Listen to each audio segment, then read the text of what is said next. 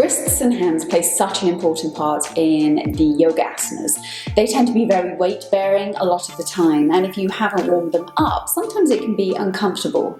So this is a great way to warm up the wrists, warm up the hands, just get a little bit more flexibility, movement, articulation into the joints. I especially sometimes struggle with my wrists, so this is really great to do before you go into any of your yoga flows, but especially ones where the arms, the hands, and the wrists are going to be weight-bearing. So come into Virasana, just sit in an easy, comfortable position. Sit your sit bones onto your heels and just relax. Breathe into this. We're going to bring our hands in front of us, and the first thing we're going to do is circle our wrists. So you can create a fist with your hands, and we're just going to articulate them round in a circle. Doesn't matter how high they are or low they are, you can keep them by your sides, whatever feels good. We're just going to roll them around, get as much movement as you can. Find the extension of flexion throughout each wrist. Try to find the extremes of both. Now I want you to take the circling the other way. We want to make sure that we're going in both directions here, moving the wrist properly. Just do another few circles here. Great. Release your arms forward. I'm going to take my left hand and I'm going to take my right hand and going to work my left hand first. Bring your hand out in front of you as if you're saying stop. So the fingertips are facing upwards and palm is facing away from you. I want you to gently just grab the tops of the fingertips with the right hand and gently pull them towards you. You're going to feel the stretch through the palm, through the fingers, and also through the wrist as it goes down into the wrist joint there and the muscles. So hold it there, just find that stretch. If you need to release it gently and then engage it once again by pulling it back and release, pull it back, feel free to do that. And now I want you to release, turn the hand the other way. So now your bicep and your forearm and the eye of your elbow is facing up to the sky. Your palm is still facing away from you. Grab your fingers with your right hand and gently pull them back. Just find the flexibility that way, slightly different extension.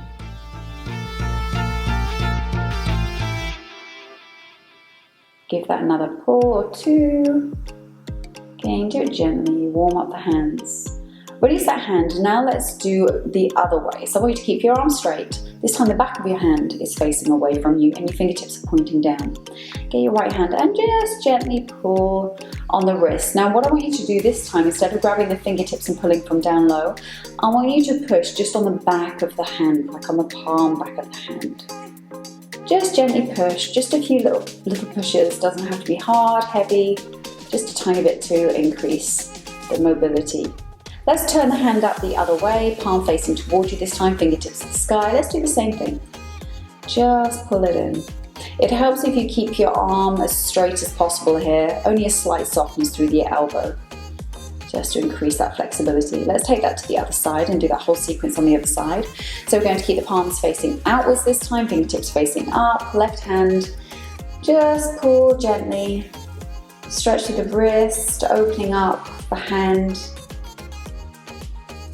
just pulling it back gently. Keeping the arms straight with a slight bend through the elbow, don't lock it out. And let's turn the fingers around the other way. So now the fingertips facing down, palm forward. Still using the left hand to push on the right fingertips.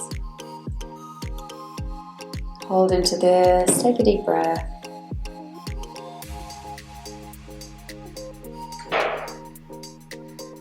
And release it, let's do it the other way. So now the back of the hand is facing outwards, fingertips into the sky, and just push on the back of the hand, opposite to where the palm would be. Just get a tiny bit of flexibility movement in there. And release it down, do it the opposite way, and just push.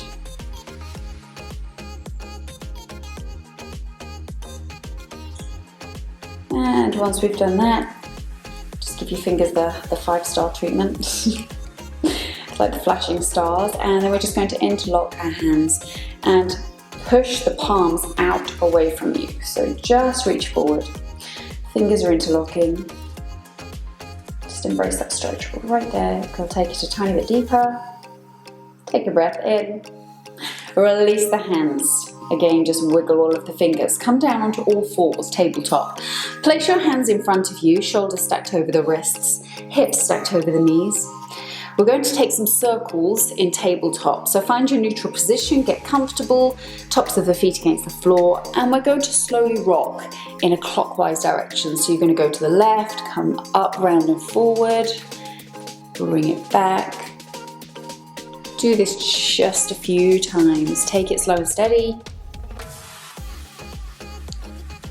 Find the stability through the hands. If you do it too fast, you might lose some of that stability. So do it a little bit slower to find that grip. Let's take it the opposite direction, counterclockwise, anti-clockwise. Go all the way around, reach it back, keep the arms long.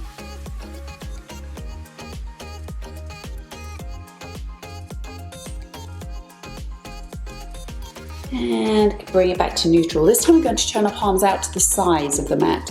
So move your hand from where it is outwards in 90 degrees. So it's at a 90 degrees at a right direction. So turn them both out sideways. So now both the fingertips should almost be touching the edges of the mat. And from here, we're just going to rock side to side. We're not going to do circles and move forwards and backwards. We're just going to rock side to side, mainly with the upper body. Try and keep the core engaged, keep the body strong in this position, but work through those wrists. Couple more here.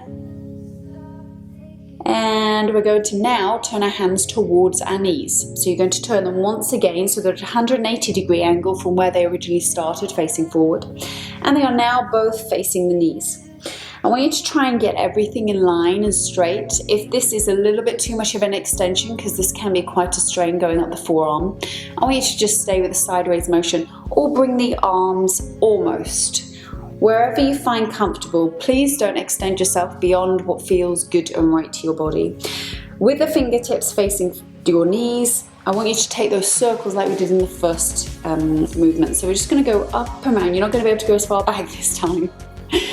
Up and around. This is going to be quite a small circle, but nevertheless it's still a circle.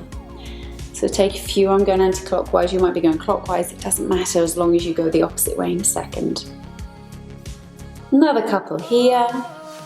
And let's take it to the other direction. So in the opposite direction. Just a few more here.